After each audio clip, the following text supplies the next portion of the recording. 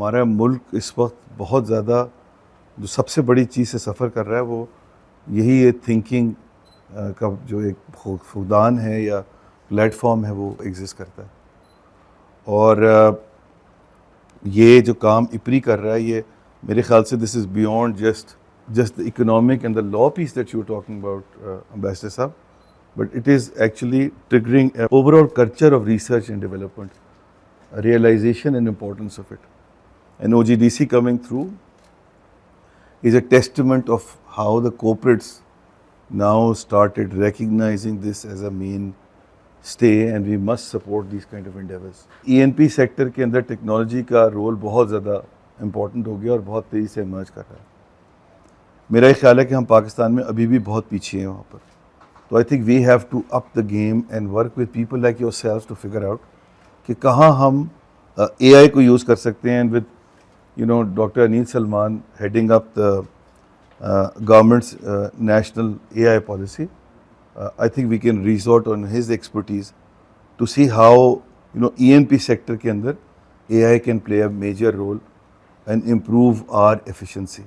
जहाँ तक मामला हमारा इस वक्त सबसे बड़ा चैलेंज ओवरऑल सोसाइटी का है, इकोनॉमी का है और ख़ास तौर से ENP सेक्टर में है, वो प्रोडक्टिविटी का मामला बहुत, और उसके लिए बहुत ज़रूरी है कि जो ENP सेक्टर है वो ज़रा फोकस करे टूवर्ड्स इम्पोर्ट इंडिजनाइजेशन। ये 3 साल की जो हमारी कमिटमेंट है, ये एम्बेसडर साहब इंशाल्लाह इफ़ एवरीथिंग गोज़ वेल तो this will go beyond 3 years as well. Thank you so much. And ये जो अभी मैं देख रहा हूँ ना एम्बेसडर साहब, ये एक क्लासिक एग्जांपल है कि किस तरह एकेडेमिया और कॉर्पोरेट सेक्टर की या बिजनेसेस की कोलैबोरेशन हो सकती है।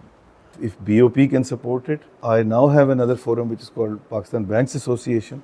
अगर हम वहाँ से भी कुछ रिसर्च के पॉइंट ऑफ व्यू से आपकी असिस्टेंस कर सकते हैं तो will be very keen to work with you and see how we can assist you there. Thank you so much.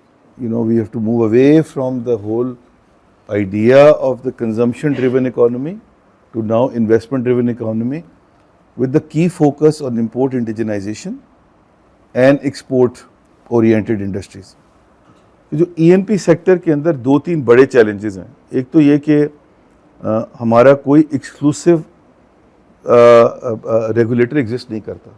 I think we need to push that agenda, because जब तक कि आपके पास एक्सक्लूसिव रेगुलेटर नहीं होगा तब तक जो development और जो इन्वेस्टमेंट आप अट्रैक्ट कर सकते हैं इन ENP सेक्टर वो हमेशा कॉम्प्रोमाइज रहेगी।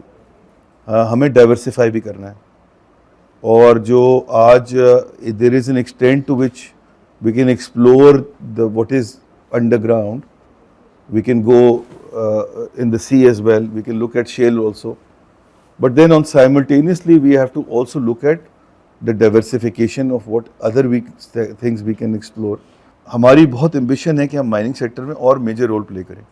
तो रिकोडिक में हम पार्टनर हैं, but Lexa is looking at other options also of what we can do there. तो मेरा ये ख्याल है कि हमारा जो कॉर्पोरेट सेक्टर है उसको ये सारा बेड़ा उठाना चाहिए, और ये सारे एजुकेशन के ही तरीके हैं, रिसर्च, डेवलपमेंट, एजुकेशनल इंस्टीट्यूशंस को सपोर्ट करना।